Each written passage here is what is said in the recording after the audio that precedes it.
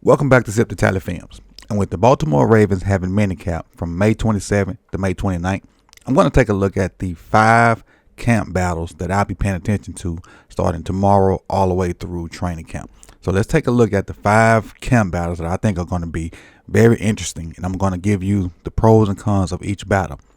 Welcome back. On 2 Ready? Break.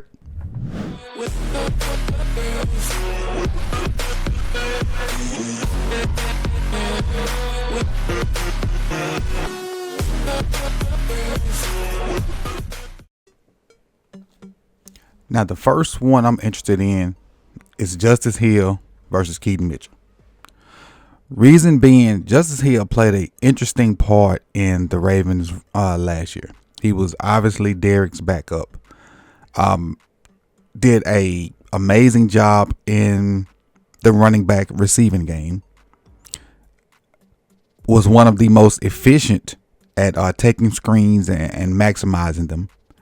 Got a lot better at pass pro because the year before he was absolutely horrible at pass pro. And, had carved himself out a nice little role in Baltimore's offense last year. And, was really good in the role that they provided for him. With that being said, a lot of reason I think he had that role was because of the horrible injury that Keaton had suffered the prior year in Jacksonville with the knee. And I think they were extra cautious with Keaton. So now with a healthy Keaton Mitchell and Justice Hill, off of what he did last year, I think it's going to be real interesting to see who comes out as running back 2. Because we know Justice has some juice, but Keaton has a different style of juice. And we saw glimpses of that before he tore his knee up. Just think about the Lions game 2 years ago. Simple inside zone, running behind Meg the Simpson. Simpson happened to get his hat on the linebacker, and Keaton hit the hole so hard that the defense wasn't able to adjust their angles, and it turned out to be 6 points. Because that's the kind of juice he had.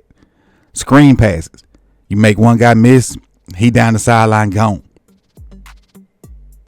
So if Keaton is fully healthy, I think the battle between him and Justice Hill is going to be interesting to see who's running back 2 coming out of camp season and actual training camp once they start later on this summer.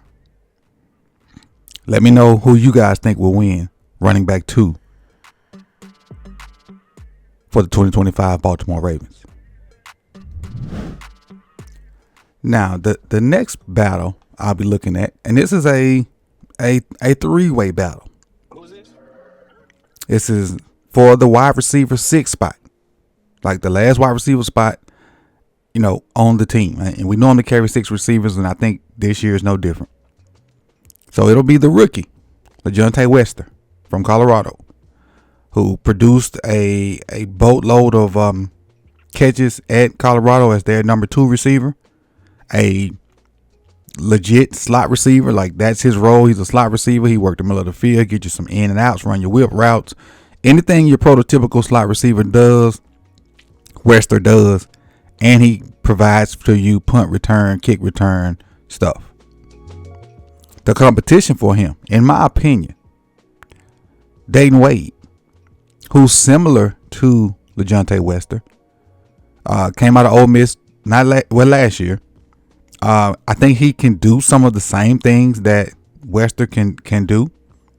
Has a year of pro experience under his belt, being on the practice squad for the Ravens last year. Had fairly good success in the preseason last year. And as much as I like Wester, the guy that I think is the front runner for the wide receiver 6 position is Anthony Miller. And the reason I think Miller is the front runner is because Miller had to play last year in some crucial times, and Miller produced. Miller played some good football late in the season last year when Zay and Bateman were down. Came in and did his job and was dependable. So it's going to be interesting to see, Wester versus Wade versus Miller. Wester and Wade, I think, can give you some special team stuff. Miller can give you special team stuff on a different level. I think Wester and Wade can give you like return ability. I think Miller can give you like some gunner and kickoff, run down and cover type stuff. So it's going to be interesting to see which way they go in that. Like, who can provide the more value to the team with the intangibles? Because I don't think with the receivers that we have, none of these three will see the field at receiver unless, an injury occurs. So where can you provide value to the team in other areas? That's who I think will win that 6th spot. And it's going to be interesting to see who wins it over the course of this summer. And again, who out of these three guys, who do you think will win wide receiver 6 for the 2025 Baltimore Ravens? Put it in the comment section. All right, the next camp battle. And this one is kind of messy for me. Reason being, on your screen you have Andrew Voorhees. And our rookie from LSU, Emory Jones. Realistically, there should be another pitcher up here, but I'm not so sure how much of a fair chance he's going to get. So I didn't put him up here. And we all know who it is. Shout out to Rave Kingdom. We know exactly who I'm talking about. But let's just stick to these guys right here. So Voorhees was drafted out of USC, injured. Didn't play any of his first year. Was the starter last year. Played 3 games, was injured. Got the spot taken because of the injury and never came back. So really, Voorhees has 3 NFL games under his belt. Emory Jones was drafted in the 3rd round out of LSU, big time program. So in a sense, Voorhees has 3 more games than Emory Jones. He does have the added advantage of an NFL program for 2 years more than Emory Jones. He's more into his NFL body than Emory Jones. But as far as experience, other than practice, 3. And in my opinion, up until last year, Emory Jones played into the NFL's G League, the LSU, the SEC. Now with NIL and whatnot, other conferences, the Big Ten, have started to catch up with the SEC, but Emory Jones got a lot of reps versus a lot of good people. A lot of good people. The 2 Texas A&M defensive ends. Just look at the ends coming out of the SEC. Emory Jones got a lot of good reps versus them. And Emory Jones was a tackle, so he's probably going to, if he wants to play, he's going to have to battle for this guard spot.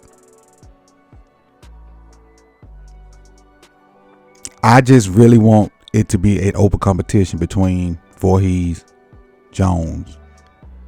And honestly, despite the guy I talked about leading up to this, whoever they want to put there, I just let it be a legit competition, and whoever wins it wins.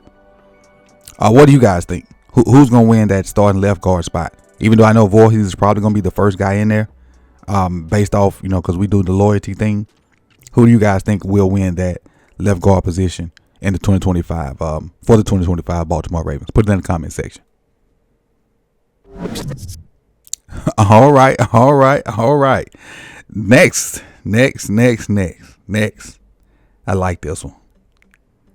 I really like this one. We all know who both of these guys are. If you're a Ravens fan, you know who both of these guys are. Trenton Simpson and the incoming rookie, Teddy Buchanan out of Cal. Trenton Simpson is athlete extraordinaire. I'm going to say was gifted that other off-ball linebacker spot when they decided not to extend Pat Queen. And it's understandable with Pat Queen. You had just paid Rowe that absorbing amount of money. You can't pay 2 linebackers. So it's understandable. Needless to say, a very disappointing year for Trent Simpson, to the point where he was taken off the field for other linebackers. And then you draft this guy, Teddy Buchanan, who's a balls to the wall, high energy, high motor, not perfect linebacker, but a guy that can come in and push 23 to either do what you need to do or get out the way. Because this will be year 1 was Queen was still there. Year 2. So this will be year 3 for Simpson. So a decision going to have to be made soon about Simpson. You're going to need the S or get off the pot. 23. And I think they brought Buchanan in to see what's going to happen. And on top of the fact, and I didn't put these guys up there, the 2 UDFA linebackers that they brought in, they ain't bad. They ain't bad. If you haven't seen the tape for the 2 UDFA linebackers, I know I have one of them on the Patreon channel. If you go to patreon.com/SipTheTally, 4 tiers there. Join one. You can see that film on those guys. But they ain't bad. They ain't bad at all. So 23. Them young bucks gunning from them. They got 3 off-ball linebackers that they brought in. Buchanan, kid from Memphis, and I forget what the other kids from off the top of my head. So Higgins, I think Higgins is one of them, and Chandler Martin is the other. 23. Get your stuff together. Can Trent Simpson hold off these young bucks at middle linebacker? Put it in the comment section, guys.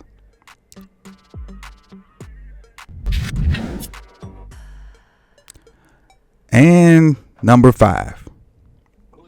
This one's a little near and dear to me, and not for any kind of personal reasons.